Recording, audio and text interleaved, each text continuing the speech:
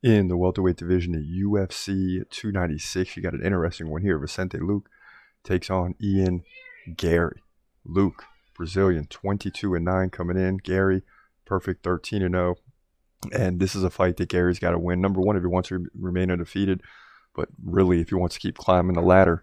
And Vicente Luque is no joke, right? Garry, 4 inches taller at 6'3". He's 26. Vicente is 31. Gary's given up 1 inch in reach. Both guys stand right-handed. Now, in terms of activity, Ian Garry is the man. 6.7 significant strikes per minute, but Luque, 5.2. So not bad either. Vicente can land more takedowns. He gets 1 every 3 rounds. Ian Garry, like 1 every 5. So you can expect a lot of stand-up time unless someone can really take this thing to the ground and control their opponent. Now, Vicente, 62% takedown defense. Ian Garry, 69, so relatively close. Vicente's coming off the win over RDA by decision, as he should. He lost to Jeff Neal and Bilal Muhammad by KO and decision. Before that, he won 4 in a row against Michael Chiesa, Tyron Woodley, Randy Brown, Nico Price.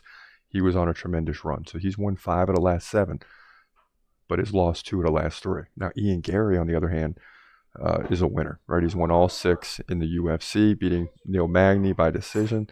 He also beat D-Rod by KO, Song Keenan KO, and Gabe Green by decision. But the big one is Neil Magny in the last fight. That shows that he belongs. But Vicente is on a different level. I mean, this is a very tough fighter, tough opponent, Brazilian. But there's something special about Ian Garry, and I hope this isn't the wall that he runs into, but instead the wall that he crushes. And I expect him to do that here, but I wouldn't be surprised if Vicente wins either. He's very tough. And Vicente's right in his prime. Ian Garry's entering that prime. So it's going to be a tough situation. But Ian Garry's undefeated for a reason, and he's on a roll. I expect him to keep winning here.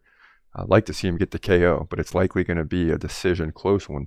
29-28 on 2 judges' scorecards. I'm calling for a split decision. That's how close it'll be. But Ian Garry wins in significant strikes. And, he'll defend the takedowns pretty well to get the win here. Welterweight division. UFC 296.